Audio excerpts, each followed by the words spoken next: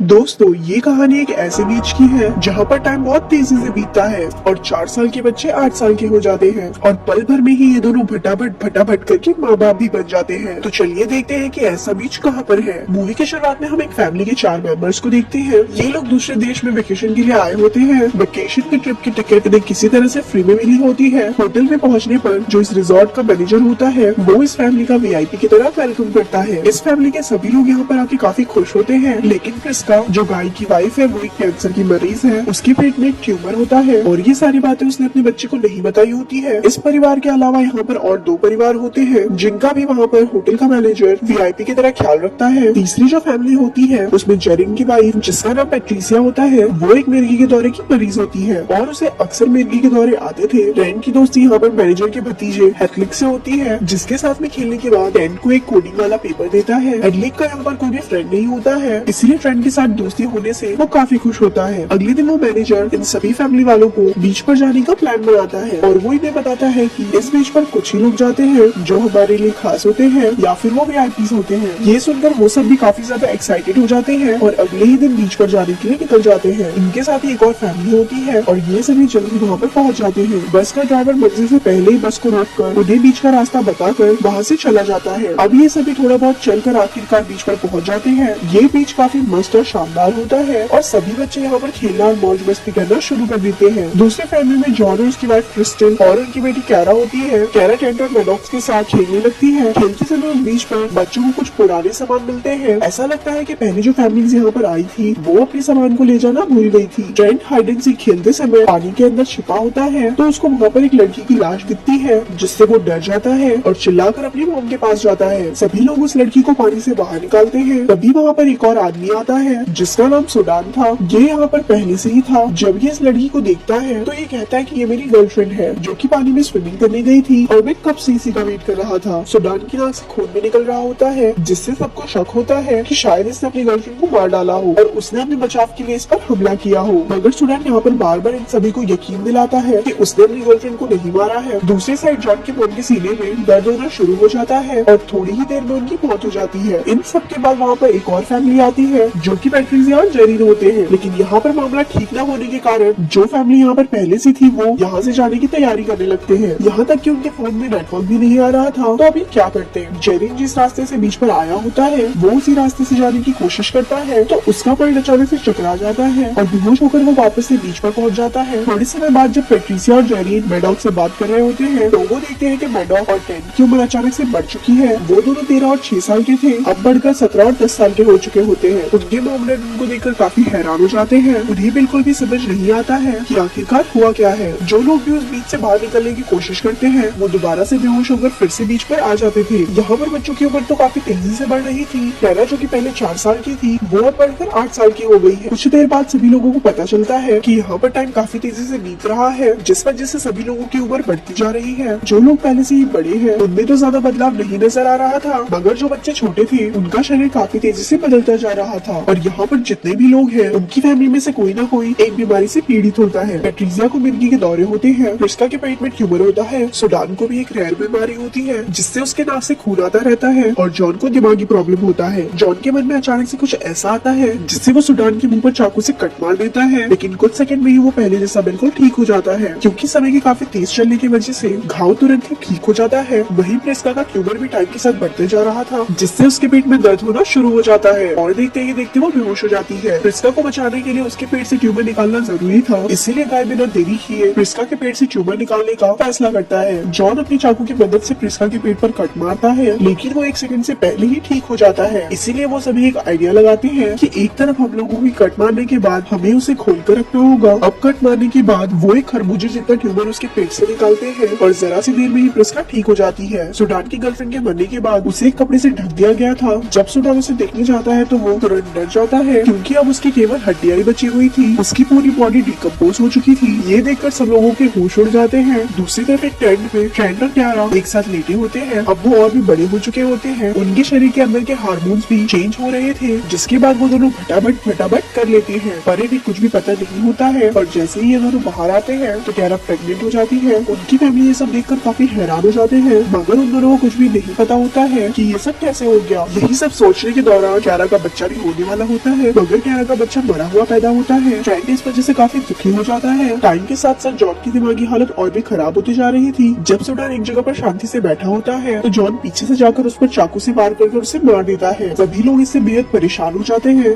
वो अब इस जगह से बाहर निकलना चाहते थे, मगर ये यहाँ से कहीं भी नहीं जा सकते थे। अचानक से कैरा के दिमाग में एक आइडिया आता है और वो पहाड़ के ऊपर चढ़ के यहाँ से निकलने की कोशिश करती है, पर ऊंचाई पर जाने के बाद उसका माइंड काम करना बंद कर देता है, जिससे वो नीचे गिर जाती है और वो भी मर जाती है। कैरा के मरने के बाद टेंट पागल सा हो जाता है। वही बैटरी से वो दौरे आने की बीमारी होती है, लेकिन काफी टाइम से उसे एक भी दौरा नहीं आया होता है। लेकिन आज उसे मिर्गी का दौरा आ ही जाता है, जिससे उसकी भी मौत हो जाती है। धीरे धीरे क्रिस्टल की सारी सुंदरता खत्म हो जाती है। रात होने पर प्रिस्का और गाय दोनों बूढ़े हो जाते हैं। और जॉन का दिमाग पूरी तरह से पागल हो चुका था, वो किसी के ऊपर भी हमला करने लग जाता है और वही अपने बचाव के लिए प्रिस्का जॉन पर एक चाकू से हमला कर देती है, जिससे वो भी मर जाता है। सभी लोगों के मर जाने के बाद बस अब एक ही फैमिली जिंदा बच पाती है, लेकिन टाइम का इतना तेजी से चलने की वजह से प्रिस्का और गाय की भी मौत हो जाती है और अब यहाँ पर सिर्फ ट्रेंट और मैडॉक्स ही बच्चे होते हैं। अगले दिन हम देखते हैं कि ट्रेंट और मैडॉक्स सब पूरी तरह से जवान हो गए थे। उनके पास अब 13 घंटे और बचे थे, जिसके बाद वो दोनों भी अब बूढ़े होकर मर जाएंगे। अब उन दोनों को बिल्कुल भी समझ नहीं आ रहा था कि वो क्या करे, इसीलिए लास्ट बार ट्रेंट मैडॉक्स से रेत का महल बनाने को कहता है। महल बनाते समय अचानक ट्रेंट को कुछ याद आता है कि मूवी के स्टार्टिंग में एडलेक के साथ खेलते समय उसने ट्रेंट को एक कोडिंग वाला पेपर दिया था और अब ट्रेंट उसे सॉल्व कर लेता है, तो उसे यहाँ से निकलने का आइडिया पता चल जाता है। वो दोनों समुद्र में जाते हैं और तैर कर वहाँ से किसी जगह पर जाकर बाहर निकलने का ट्राई करते हैं, लेकिन तभी मैडॉक्स का कपड़ा किसी पौधे में अटक जाता है और ये सारी चीजें एक आदमी दूरबीन की मदद से देख रहा होता है, जो कि बस का ड्राइवर होता है। वो फोन पर कहता है कि आखिरी में यहाँ पर 2 लोग बचे थे और अब ये भी मर चुके हैं। उसके बाद बस का ड्राइवर वहाँ से निकलकर एक लैब में जाता है और ये जो लैब होती है उसे जानकर आप लोग बिल्कुल ही चौंक जाओगे। ये जितने भी साइंटिस्ट और डॉक्टर यहाँ पर मौजूद हैं, ये सभी लोग यहाँ पर बीमारियों की इलाज का दवाई बनाते हैं, लेकिन किसी भी दवाई की टेस्ट के असर को जानने के लिए उसे सालों लग जाते हैं, जिससे कि ये पता चल सके कि कौन सी दवाई ठीक है और कौन सी दवाई काम नहीं कर रही है। ये सभी लोग दुनिया से बीमार लोगों को ढूंढकर उन लोगों को टूर के बहाने यहाँ बुलाकर अपनी मेडिसिन की टेस्ट इस बीच की मदद से करते हैं। इस बीच पर उम्र काफी तेजी से बढ़ती है।